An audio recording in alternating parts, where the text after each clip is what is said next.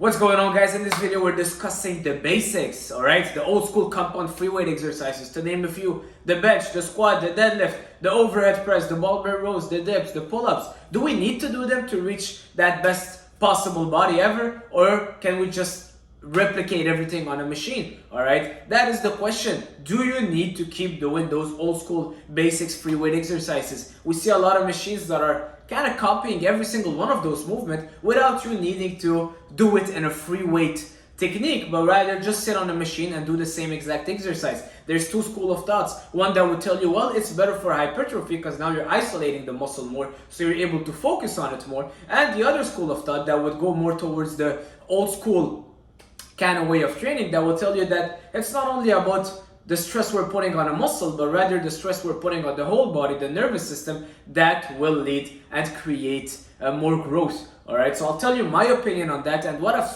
seen over the past decade on my clients, on myself. All right, I see people at the gym right now, they go from machine to machine, they're barely doing any compound movement because there's a machine for everything. But why? Because it's easier. It's so much easier for me to sit on a leg press or to sit on a machine that is kind of doing the same movement of a squat rather than doing the real barbell back squat and embracing my core and my hips, and everything is engaged, and the glutes and the abs and everything is super engaged every time I'm doing that free weight exercise. Well, of course we want to go to the easy route, but is it impacting the results you're getting?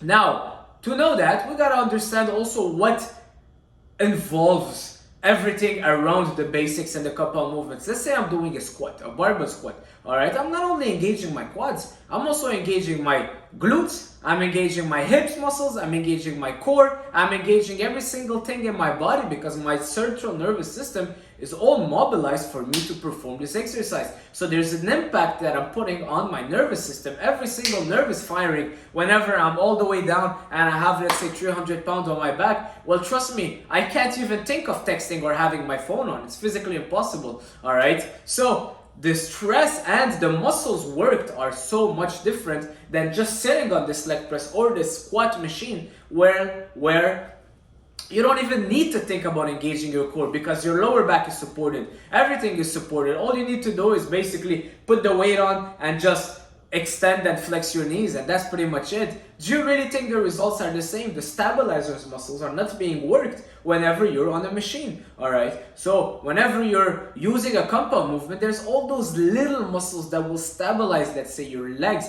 when you're doing an overhead press, all right? As opposed to sitting on a machine and doing a shoulder press. Well, all your rhomboids are still working, your posterior chain, your lower back, your core, the stabilizers, little muscles in your shoulder, your rotator cuff are engaged whenever you're doing it with a free weight, because the weight can move in three motion. Let's say I'm doing a shoulder press, the weight can go front, back, sides, and up and down. So it's three motion.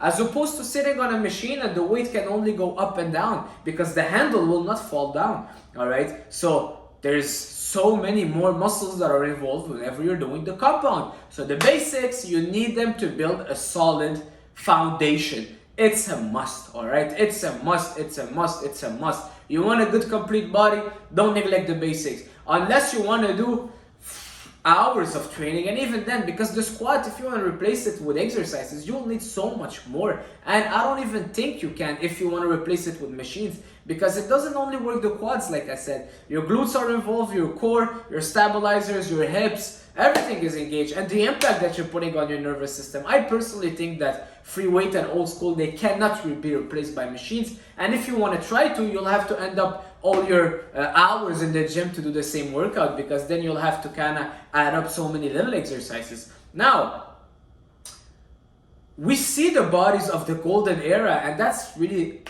the dream body for me, the golden era age, the silver era, and so on. So those guys didn't have a bunch of machines. They might have all the pull downs and the seated rows, but they didn't have a machine that does every single thing. These days there's a machine that will do the side delt, there's a machine that will do every single thing, so you don't even need to do any compound movement. But I look at the physiques of people that go to the gym nowadays, and we're not talking about bodybuilders. If you want to compare people, don't compare people at the top, because people at the top, there's always genetic freaks and they are on steroids, all right? So they are getting a lot of external help. But look at the people at the gym, all right? You're a regular guy that goes to the gym and workouts 4 or 5 times a week, all right?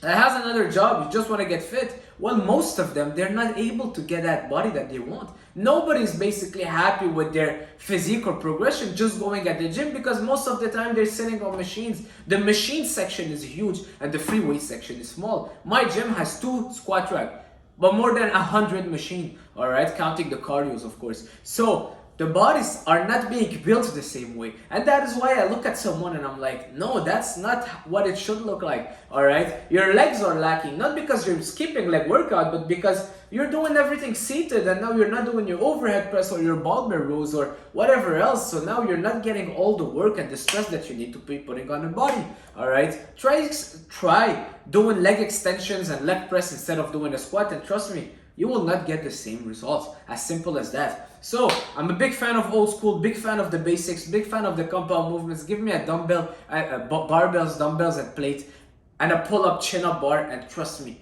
I'll build the best possible physique ever. The machines are just a plus. Now, am I hating on the machine and am I telling you not to use it? No. You should still use machines, but you gotta understand that machines have their own purpose. Machines are great, first of all, beginning or end of workout, beginning to pre-exhaust and to kind of get that pump and get that muscle to failure. You don't want to make your hardest workout on a machine. You don't want to be doing your hardest sets of bench on a chest machine, because then it doesn't make any sense. All right, you want to keep that energy to do it on the compound movement, where you're able to stress your body in a good way and to activate all the other muscles that are working with it. All right, so the machine, use them smartly. I use them in a superset at the end of the superset to get my muscle to failure. So let's say I just finished my bench press, for example, and now my chest is not so tired, my arms are a little bit tired, my chest is not so tired. That's when I will go sit to isolate my chest on a pec deck fly machine to really get that chest to failure, or on a press machine. I can do that in the other way, starting with a pec deck fly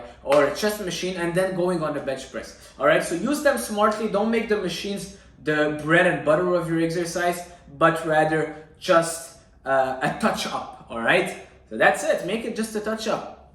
Another thing that I want to talk about is the rep range. Yes, I spoke about the compound movement, but I'm not saying that you should be doing PRs. Some people will mistake compound movement with exactly means that I have to do PRs on my bench press. No, it doesn't mean because I said the bench press is good that you should be loading as much as you can and just bouncing the weight off and doing 1 rep PR. All right, no, you should do the technique correctly and aim to at least 8 reps, feeling the muscle work. We're bodybuilders, we're trying to get as much tension on our muscle, mind-muscle connection, focus on that. If you sit on the bench press and you're just going through the motion and you're bouncing the weight off and you're not focusing on putting that chest under tension, you're not gonna get the benefits of it. All right, so that's it, guys. Get the most out of it. Combine both. If you had to choose one, always go with old school basics, free weights. And let's name them again: bench press, squat, overhead press, dumbbell rows, barbell rows, pull-ups, deadlifts, dips, and there's a few. See you guys soon. Don't forget to subscribe. Ciao.